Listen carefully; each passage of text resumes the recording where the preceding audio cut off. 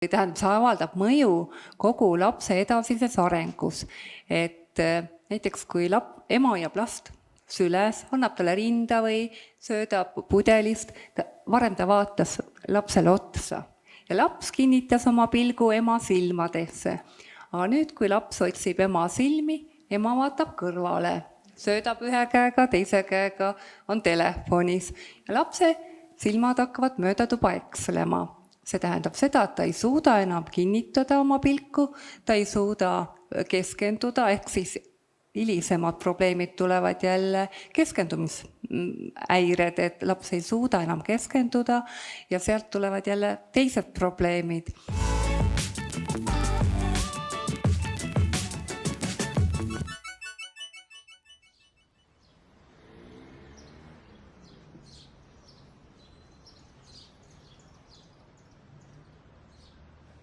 Noortel on nii või naa palju emotsioone, nad lähevad väga sellisest tundlikust perioodist läbi ja võib-olla seetõttu keskendumegi paljuski sellele elule enesele ja millest see noor inimene läbi läheb, mis pärast meil on noorte seas nii palju vaimse tervise probleeme ja räägime võib-olla nendel teemadel. Et ma juhiksin tänase teema sisse ühe uuringuga, mis viidi mõned aastad tagasi läbi Ameerikas, mille kohaselt siis on praegune põlvkond noori siis kõige liberaalsem põlvkond ja ühtlasi kõige depressiivsem ja kartlikum põlvkond.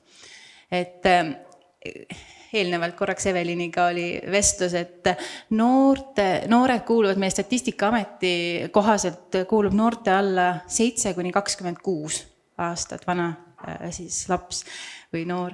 Et mis tähendab ka minu peres on just äsja üks noor juurde tulnud laps äsja 7-seks. Et aga samuti on need mõtted käinud läbi meie oma riigimeediast, et kus on kajastatud väga tugevalt, kui depressiivsed on meie riigis noored, kui palju vaimset tervise probleemidega nad võitlevad ja millest nad läbi lähevad.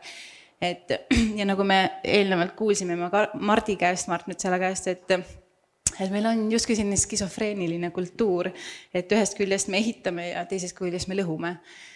Aga nüüd noore inimese peamiseks ülesandeks ja väljakutseks on ju enese leidmine.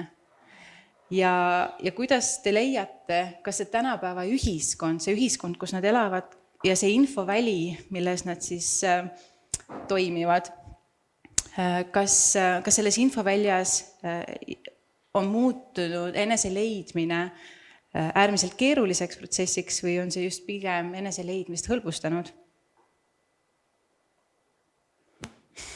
No ma siis alustan. Jaa, ma arvan, et see on väga hea, et me oleme jõudnud nüüd lõpuks siia, et me alustasime sellest põhilisest väärtustest, inimeseks olemisest, siis me jõudsime rääkida perekonna alustaladest, emast, isast ja nüüd me oleme siis jõudnud selle tulemuseni, selle viljani ja me küsime, et miks see vili on siis selline, miks see vili ei ole hea vili, kui me enda meelest oleme teinud kõik, mis me oleme suutnud, et kasvatada uut head põlvkonda. Ja ma arvan, et me peame tegelikult ikkagi vaatama näkku sellele, kes meie oleme, eelmised põlvkonnad vastutavad selle eest, mis juhtub nende laste ja lastelaste eludes. Ja siin me ei saa mitte kuidagi vaadata lahus eraldi seda, mis toimub nagu laste ja noorte keskel ja see, mis toimub tegelikult ühiskonnas laiemalt. Ja kui tõesti me elame sellist skisofreenilist elu nii-öelda oma väärtuste skaalal, siis kuidas me saame eeldada, et meil kasvab noor ja terve põlvkond, kes on harmooniline, kes teab oma identiteeti, kui samal ajal tegelikult on ka juurde tulnud, kui me nüüd räägime sellest konkreetsest põlvkonnast, kus me täna nüüd oleme ja küsime, et kuidas juhtus, et meil on noored, kes teevad tohutul hulgal enesetapukatseid, väga suur hulk depressioonis ärevusairetega lapsi, et kuidas see nüüd on nüüd nii järsku juhtunud. Tegelikult see ei ole juhtunud nüüd järsku. See on ikkagi juhtunud pikema aja perioodil, mis on ilmnenud nüüd siis teatud faktorite mõjul tulnud siis nagu esile ja paljastanud selle olukorra või siis andnud talle siis võib-olla väikse vindi nagu juurde. Aga ma mõtlen selle peale, et see agenda ikkagi, mis meil viimastel aastatel on olnud üle maailmselt, nii-öelda siis noortele suunatud agenda ja ka kogu, sest noored võtavad ju vastu kõigepealt selle kõik, mis maailmast tuleb ju tõena. Meie filtreerime, noored ei filtreeri. Ja mis on see minu arust kõige ohtlikum agenda on see, et noortele just nagu antakse mõista, et sa võib-olla ei olegi see, kes sa tegelikult arvad end olevat. Sa võib-olla oled hoopis keegi teine. Ja see segadus, mis ühe noore kasvava lapse seas on tegelikult praegu päris suur. Sest sulle öeldakse ka koolis juba ja igal pool sotsiaalmeedias ja kõikide kanalite kaudu, et otsi oma tõelist mina. Äkki sa oled hoopis see kolmas teine, et Ameerikas on juba 26 sugu. Ei ole ainult tõesti siin 1, 2, 3. Ehk tegelikult me oleme pannud noored praegu sellisesse seisu, kus nad enam hommikul ärgates üldse ei tea, kes nad on, sest nad võivad homme olla hoopis keegi muu juba. Ja skisofreenia on teatavasti see olukord, mis nagu on väga raske taluda mitte ainult lastele endile, vaid kogu ühiskonnale, nii et me näeme lihtsalt enda tööde vilja praegu noore põlvkonna keskel. See on jah väga õige, et see, mida meie teeme, see avaldub noortele ja avaldab sügavat mõju ja minu meelest ei ole kunagi nii rasket aega vaimselt noortele nagu praegu on.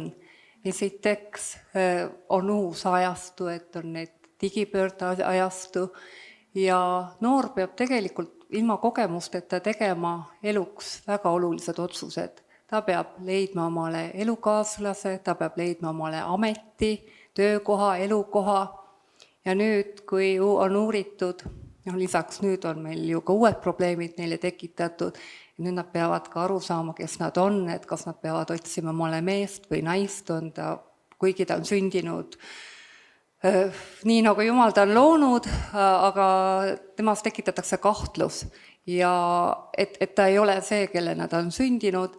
Lisaks tunnevad veel noored vastutust kogu planeedi eest. Neile on räägitud, et rohepööre on oluline, et planeet kohe hävib, meil on kliima soojenemine ja neile on ka öeldud, et teie vanemad on valesti teinud, et selline saastamine on nende süü ja nad ei usalda oma vanemaid. Ja kui nüüd vaadata tõepoolest seda statistikat, siis on väga tore, et me täna vaimsest tervisest üldse räägime ja et sellest peaks iga päev rääkima. Kui nüüd vaadata eelmise aasta enesetappude sooritust, et 2021 oli 130 noort, kes üritasid ennast tappa ja see oli kordadest rohkem kui eelmisel aastal ja oma osa selles oli muidugi ka see koroonaviirus, sest noorel puudub elukogemus, tema jaoks on see hetk, mis praegu ja kui talle tekibki tunne, et see ei lähegi üle, et see ongi kogu mu elu, et selline elu ei ole elamisväärt ja lisaks, kui ta on selle kõige keskel jäänud üksinda. Ja sealt algavadki need probleemid, kui noor on jäänud üksinda. Ja, et olles ise just värskelt noor täiskasvanu, mitte noor enam, siis ma tulin sellest ma olen selles põlvkonnas, mis on üles kasvanud sotsiaalmeediaga ja mis on üles kasvanud selles nii-öelda uues ajastus. Ja see pakub väga palju informatsiooni, nagu me kõik teame, ja see pakub nii palju võimalusi noortele avastada ja leida ja uurida, aga samas valikute rohkus alati tekitab segadust. Ja noor, kes nagunii otsib oma identiteeti, otsib, kes ta on, kui tal on neid valikuid nii palju, ta ei oska seda väiksemaks teha absoluutselt.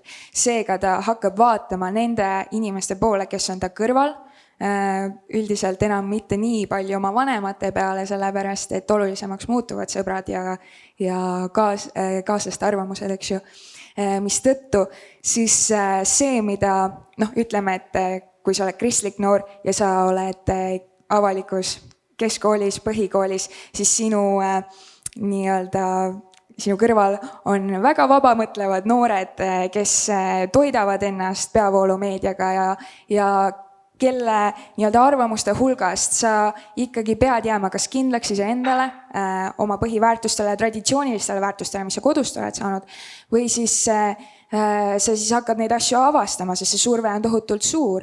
Et see eneseteadlikkus, enese leidmine, seal on hästi palju mitmeid faktoreid ja kui neid valikuid on palju, eks ta muutub väga keeruliseks ja see surve on väga-väga suur selle koha pealt, aga samamoodi nagu mainiti, et need ühiskondlikud probleemid, nüüd see sõda, mille peale noored mõtlevad, kliimakriis, koroonaaeg, need lisavad surveid noortele, mida meie kui mina olin 7 kuni kui mina olin 7, siis mina ei mõelnud selliste asjade peale, aga juba praegu 7 kuni 12 nad mõtlevad kliimaprobleemide peale, et appikene, et ma ei saa kasutada seda plastikkõrt, sellepärast et kilpkonnad surevad.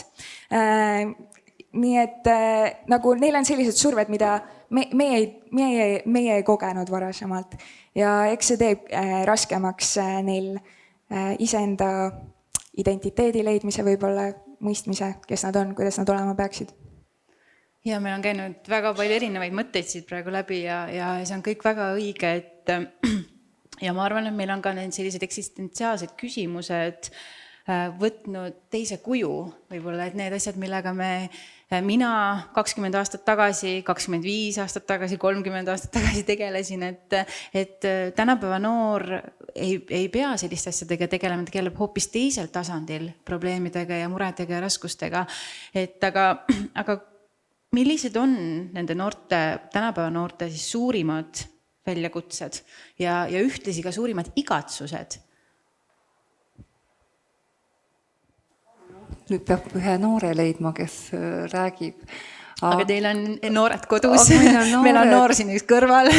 Kodus et tõepoolest nüüd on see digiajastu ja me kõik, ka nende vanemad, meie noorte vanemad on peadpidi seal nutiseadmetes, et noor on jäänud üksinda ja ta ei ole üksinda jäänud, ta on jäänud oma selle digikaaslasega kahekesi, kus ta võrdleb ennast, noori võrdleb. Ta tahab teada, kes ta on, ta otsib võrdlusmaterjali, et kas ta on selline või teistsugune, on YouTuberid, on selline uus elukutse tekkinud või suunamudijad. See tähendab, et ta peaks mudima ka selle noore suunda.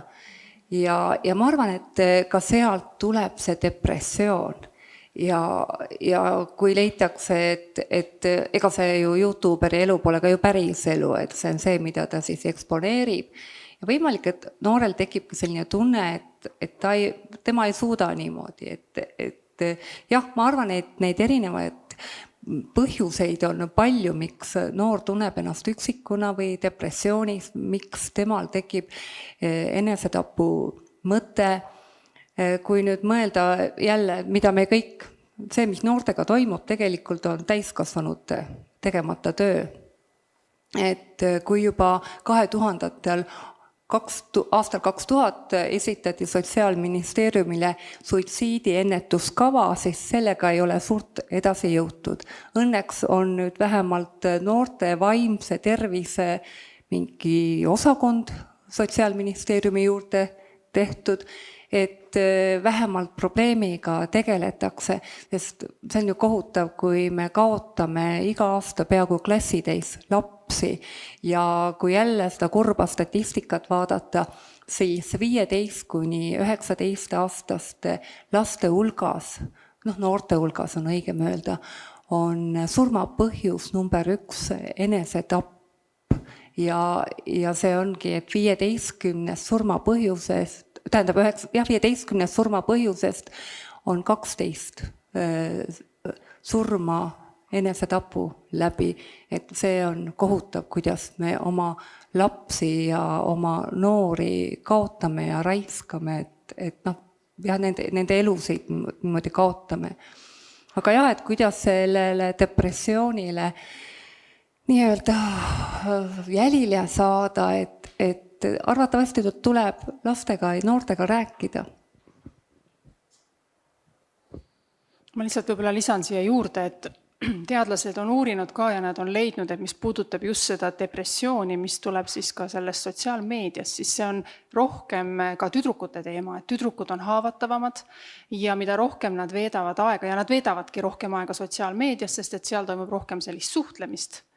Poisid veedavad aega natuke teistmoodi ja nendele isegi ei mõju võib-olla see konkreetne kanal nii massiliselt nagu noortele neidudele.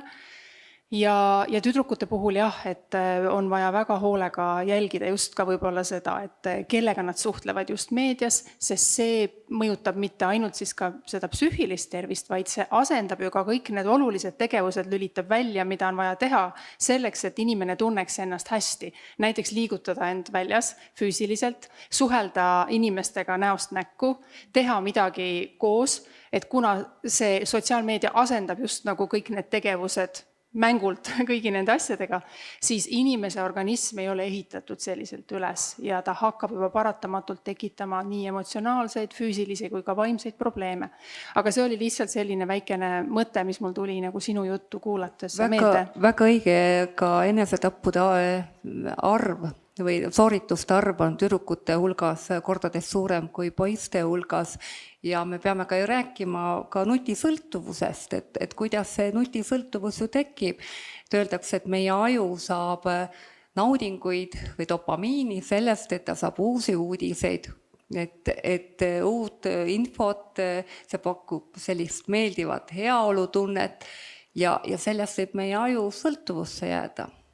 Ja kui seda nutitelefonist tulevat infot ei saa kätte, siis tekib meeleolu langus. Jah, ma olen kõige öelduga väga-väga nõus. Ja sa mainisid ka korra seda, et kuidas suhtlemine on muutunud keerulisemaks, sest noored ei õpi seda, kuna nad teevad seda läbi sotsiaalmeedia ainult. Ja see on tõesti üks nagu suurim probleem, et suhtlemisoskused on kadunud. Noored ei oska ennast võib-olla nii hästi avaldada. Nende jaoks tekitab tohutut ärevust minna klassi ette esitlema midagi sellepärast, et nad on kas harjunud, et nad teevad seda läbi arvutiekraani või nad ei peagi seda tegema. Et seal on mingid ekstraverdid, kes teevad ära selle nende eest, et kõik ei saa koolist neid oskuseid võib-olla isegi kätte, sest õpetajad ka juba hakkavad nagu eristama võib-olla lapsi, et näevad ära, et ühele meeldib rohkem, teisele ei meeldi, nad seda teist ei suru, sest muidu nad ju piinavad seda õpilast, aga ma ei taha ka võib-olla panna kõike seda süükoormat vanemate peale, sest iga noor ikka vastutab oma otsuste eest ja tegevuste eest. Aga samas, see on väga aus, et kui meie vanemad õpetavad meile, et me ei tohi magusega liialdada, kui me oleme väiksed, eks ju, lastena me ei tunneta neid piire, siis võib-olla natukene ühiskondlikult on tabu, eks ju, et sa piirad telefonis olemise õigust võib-olla või selle kasutamise õigust, aga samas, kui noorele ei õpetata seda, siis ta satub sellest sõltuvusse ja tal tulevad need probleemid, sellepärast, et tal ei ole seda piisavat enesedistsipliini oskust, et hakkama saada sellega, et ta paneb selle ära, kuigi ta tunneb, et seal on, et ta saab sealt seda õnnehormooni, aga tal on vaja liikuda, tal on vaja neid muid asju ka teha, sellepärast, et järgmine probleem tekib siit esile, mis samuti seotud vaimse tervisega, et meil on järjest rohkem ülekaalulisi lapsi, sellepärast, et me ei liigu piisavalt ja noored ei liigu piisavalt. Nii et et üks asi ehitub teise peale. Ja me oleme puudutanud siin teemasid, et depressioon, üksildus, suhtlemisraskused, aga väga paljuski saavad need asjad alguse kodust selles suhtes, ja nagu Taamaris sa ütlesid, et sa ei taha panna palju vastutust või siis süüd vanemate peale, aga samas jällegi lapsevanemana ma näen, et see on koht, mida ma saan võib-olla ennetada paljuski olemas olles oma lapse jaoks ja mõeldes ka nüüd ette noortele, et kas see võib olla koht, kus ka vanemad on kaotanud oskuse oma lapsega suhelda. Kas see on miski, mis on õpitud ajapikku või see on tekkinud hiljaaegu, et kuidas teie leiate? Vanemad ikka laste eest peavad vastutama ja ka oma eeskujuga, aga siit ka põnev teema, et tõepoolest vähe sellest, et vanemad peavad näitama eeskuju, et nad ka ei ole kogu aeg nutitelefonis. on mul huvitav näide, ma suhtlesin ühe logopeediga, kes ütles, et väiksed lapsed juba ei õpi rääkima, kuna nende vanemad ei räägi nendega. Nad on oma toimingute juures nagu hõivatud, paneb last riidesse näiteks, samas silmadega jälgib sealt kas mingit YouTube'i kanalit või Facebooki. Ja ta ütles, et see avaldub muljet või tähendab, see avaldab mõju kogu lapse edasises arengus. Et näiteks kui ema jääb last süles, annab talle rinda või söödab pudelist, varem ta vaatas lapsele otsa. Ja laps kinnitas oma pilgu ema silmadesse. Aga nüüd, kui laps otsib ema silmi, ema vaatab kõrvale, söödab ühe käega, teise käega, on telefonis. Ja lapse silmad hakkavad mööda tuba ekslema. See tähendab seda, et ta ei suuda enam kinnitada oma pilku, ta ei suuda keskenduda, ehk siis hilisemad probleemid tulevad jälle keskendumisääired, et laps ei suuda enam keskenduda ja sealt tulevad jälle teised probleemid. Ehk siis vastutus ikkagi vanematel, et näidata head eeskuju, leida neid viise, seda enam tõepoolest liikuda on vaja, laste ja noorte huviharidusse on vaja panustada. Et see kõik aitab kaasa sellele, et noored ei oleks depressioonis. Jälle jõuame tagasi nagu sinna samasse algusesse, et me ei saa nagu lahus vaadelda noori ja meid, vaid kui kogu ühiskond on liimist lahti, siis me peame vaatama nagu ja kõigepealt endale otsa. Ja ma arvan, et eeskuju ja paranemine peab hakkama just nimelt tegelikult juba sealt ülevalt poolt peale. Me ei saa oodata, et need noored kuidagi ise saaksid jagu. Ma arvan, lahendus ei ole ka selles, et me saame nüüd rohkem koolipsühholooge, kes on kvalifitseeritud, sest me teame, et paljudes koolides puudub isegi see esmatasandi abi, kui noor on juba sellises kriisis, et tal on vaja kuskile kohe saada. Me teame, et meil psühhiaatreid ja muid nõustajaid ka ei jagu, lihtsalt järjekorrad on nii pikad. Ehk siis tegelikult me peakski siis vaatama ikkagi selle poole, et kuidas me võiksime teha ühe ühiskondliku kokkuleppe äkki. Et me oleme mures selle pärast, mis toimub meie maal, mis toimub üldse maailmas, me ei ole kuidagi eraldi saar, aga meie oleme siin oma maal mures ja meie tahaksime nüüd, et meie maa kestaks, et meie rahvus oleks kestlik. Kuidas me võiksime teha sellise kokkuleppe, et me hakkame näiteks teistmoodi elama, et vanematena me oleme tähelepanelikud, just seesama ikkagi see üksildus, mida laps tunneb, et tal ei ole kontakti oma vanematega, millest saavadki alguse juba kõik need muud mured, kus ta hakkab siis otsima seda lahendust mujalt. Ja eks see vist on see põlvkond ju ka olnud, eelnevad põlvkonnad ei ole olnud väga head kommunikaatorid. Meil ei ole õpetatud tegelikult väga paljudes peredes laialt sellist avatud olemist. Hästi paljud minu põlvkond ja minu vanemate põlvkond, me teame, et sellist nagu suhtlemist ei olnud nõukogude ajal väga palju. Inimesed hoidsid oma mured ja üleelamised sageli sissepoole. Ja noorte põlvkond on nüüd tõesti läinud nii kaugele, et nad tegelikult on avatud ja valmis ja nad igatsevad, ma arvan, saada seda kontakti. Aga see meie põlvkonna asi on praegu tegelikult õppida nagu suhtlema avatult, saada üle oma hirmudest. Väga õige tähelepanek, et meil ei ole ju psühhiaatreid ja psühholooge üleüldse üle Eesti, mul meeldib veel numbritest rääkida, aga üle Eesti on meil kuskil 220 töötavad koolipsühholoogi, 68 nendest on ainult kutsega. See tähendab seda, et see on riigi tegemata töö, et meil on terve Eesti peale ainult 68 kutsega koolipsühholoogi. Ja sealt valgavad nagu teised probleemid. Ja kui me ei kaitse oma lapsi, te teate, kui palju raha paneb Sorose fond meie laste lollitamiseks, LGBT ühingutele meeletud summad. Nüüd jälle uus uudis, Eesti LGBT ühing otsib tegevjuhti, palk 2025 eurot.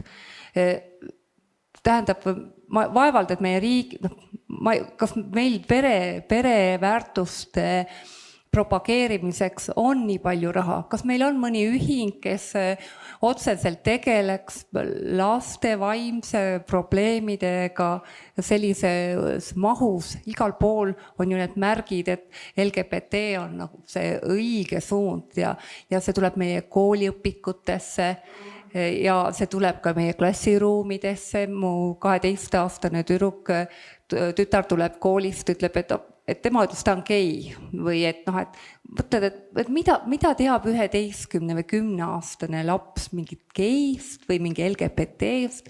Ta teab tänu sellele, et ta on olnud propaganda ohver, et nad on saanud juba meie lapsed kätte ja sealt tulevadki need edasi, need segadused nii oma sooidentiteediga, oma perekondadega, kui ema veel räägib teist juttu, tekivad ka perekondades need eriarvamused, et tegelikult on hetkel väga raske on olla noor ja väga suur vastutus on hetkel olla lapsevanem.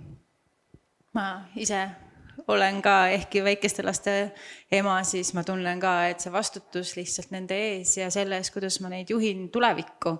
Sellepärast, et üks päev nad võivad teha meid kõiki puudutavaid otsuseid, et siis need otsused oleksid head otsused, et oleksid õiglased, oleksid ausad, oleksid vooruslikud ja nii edasi, et aga selle jaoks ongi vaja praegu nendesse panustada. Et me teame, et noorte jaoks on nende sõbrad äärmiselt olulisel kohal. Kas, Taamaris, kuidas sina näed, olles noortejuht, et kas noored kipuvad pigem minema oma sõprade juurde vastuseid otsima, oma perekonna juurde, psühholoogi juurde, ehkki meil käisid läbi ja psühholoogi on äärmiselt vähe. Et kindlasti, kui on hea nõu, siis on igasugune hea nõu, ükskõik kus kohast ta tuleb, on hea, aga kuidas sina praegu näed seda poolt? No lisaks noortejuhile ma teen palju rohkem asju ka, nii et ma näen natuke noori üle Eesti. Et mis ma olen ise täheldanud on see, et noored on väga avatud, nagu tuli välja. Noored on avatud võtma vastu seda infot, mida nad ei tea. Et nad tahavad teada ja nad tahavad õppida ja nad tahavad õigesti teha. Neil on see sisimine tung, et teha õigesti, teha maailma paremaks kohaks ja kõik see. Nii et nad tõesti lähevad ja kuulavad vanemate inimeste nõu, kui nad tunnevad seda vajadust. Aga selle jaoks, et nad läheksid võib-olla nii-öelda õigesse kohta või saaksid seda õiget nõu, siis üks põhjus, miks võib-olla nad pigem kalduvad otsima nõu sõpradelt ja eakaaslastelt on see, et nad ei tunne, et neid mõistetakse, eks ju.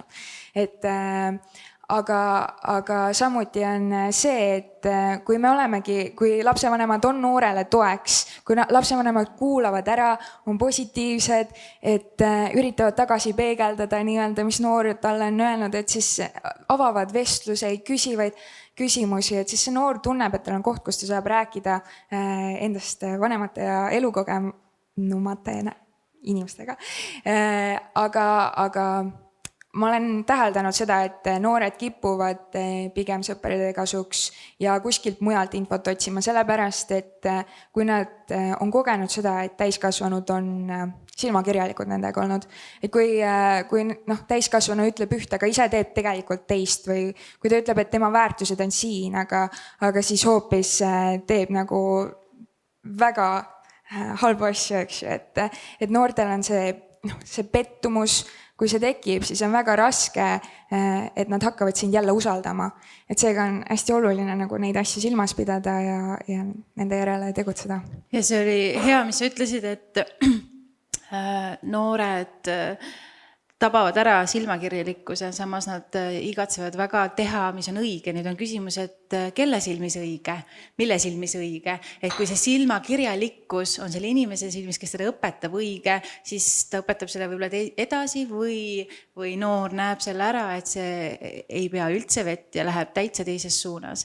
Et jällegist küsimused, mis on hoopis teisel tasandil ja ühiskonna tasandil, selle tasandil, kuidas inimesed, mis keskkonnas nad on, mis on väärtused, millised on voorused siin ühiskonnas aga kuidas teie seda näete oma laste pealt või oma kogemuse pealt? ma mõtlen siis just noorte usaldamise teemal ja pöördumise teemal, et kus nad abi otsivad, kus nad küsimustele vastuseid otsivad.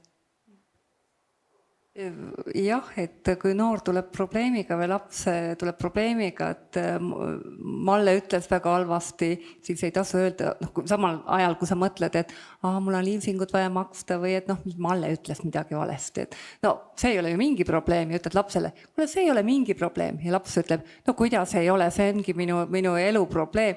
Siis tegelikult tuleb võtta neid lapse probleeme väga suurtena, sest see on tema väikse elu kogemus ja pigem kaasa sõimata. Ütleski nii, no küll on ikka, ma ütlen.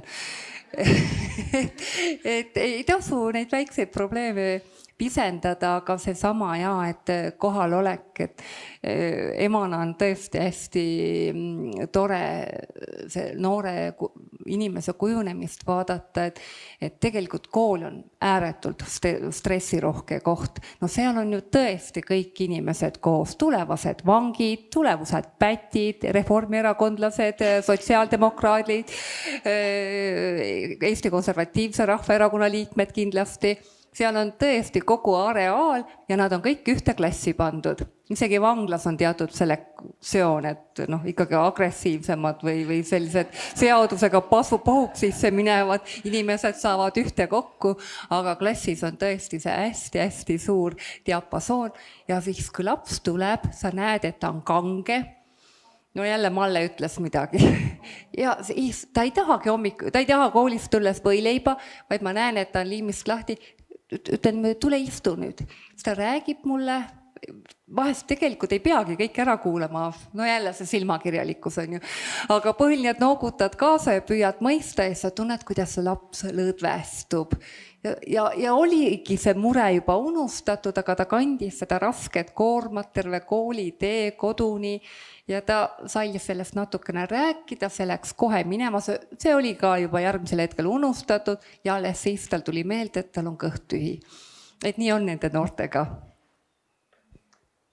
Jaa, et mis tähendaks võib-olla seda, et igal lapsel peaks olema keegi täiskasvanu, kes on see tema usaldusinimene, ükskõik, kes on see treener, on see õpetaja, kui tal ei ole kodus seda, keegi peaks olema, kelle juurde sa saad minna ennast nii-öelda ventileerima, kui sul on vaja. See on midagi, mis on täiesti ju baasaluseks selleks, et me tunneksime ennast väärtustatuna. Öeldakse, et inimese enese hinnangul on, eks ole, ka sul nagu 3 jalaga taburet, et seal ongi see, et ma olen armastatud, ma olen väärtustatud, aktsepteeritud ja ma olen ka võimekas. Ja kõik 3 jalga on nagu väga-väga olulised. Ja kui mingi asi sellest logiseb, siis see taburet ei seisa püsti. Ja esimene asi on just nimelt ka see, et ma tunnen, et mind väärtustatakse just nimelt sellena, kes ma olen, mind võetakse vastu, mind kuulatakse ära ja võib-olla polegi rohkem vaja, lihtsalt ma tean, et ma olen väärtuslik kellelegi. Ma arvan, see on üks asi, mis on meil puudu, sest mina küsiks jälle, mul tuli lihtsalt eelmise teema juures korra mõte, et võib-olla küsimus ongi see, et milline on meie ühiskonna vaimne tervis, mitte ainult milline on meie noorte vaimne tervis, vaid kogu meie ühiskonna vaimne tervis. Lapsed on kodupeegel, noored on ühiskonna peegel, me kõik teame neid klišeesid, aga tegelikult neis on tõde. Ja ma nagu mõtlen, et neid asju me saame ikkagi hakata lahendama ainult sellel tasandil, et minnes jälle tagasi sinna juurde, minnes tagasi sinna, et kuidas me üldse seda ühiskonda hindame ja väärtustame ja mis siis on need väärtused, mille peale noor võib ka astuda. Et kui ei olegi neid, kui ei olegi sellel põlvkonnal enam mitte midagi, et igalühel on oma tõde, siis noor ei teagi enam, et kas ta julgeb siin maailmas nüüd homsele päevale vastu tulla, sest et äkki ükski tõde ei toimi, eks ole, ja oma tõde ei ole. Ja need kristlikud väärtused, mida meie siin siis ka räägites konservatiivsetest ja kristlikest alustest, need on tegelikult ju need, mis on läbi kogu maailma ajaloo kandnud inimesi. Teame, et on midagi kõrgemat, midagi, mis on suurem kui inimene. Ja inimene on kõigest astumas nende tõdede peale ja ta teab, et need tõed ei muutu järgmise valitsusega või järgmise põlvkonnaga.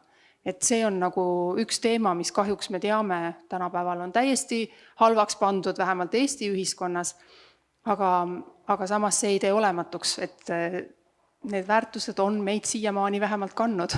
Võib-olla oleks vaja minna ja uuesti hakata taas hindama seda, kuidas meie esivanemad väärtustasid inimest. Öeldakse, et enne koitu on kõige pimedam, et võimalik jah, et lõpuks toimub mingi kollaps. Et hetkel selles liberaalses ühiskonnas on ju kõik tõed võimalikud, et ühtset tõde ei ole ja ongi väga trendikas, kui kõik tõed kehtivad üheaegselt, aga samas me ju teame, et see pole võimalik. Me oleme rääkinud ja keskendunud sellele, et noorel on vaja seda vundamenti, mille peal seista. Sellepärast, et kui kõik ümberringi kõigub, siis see vundament on see, mille peal ta saab püsima jääda.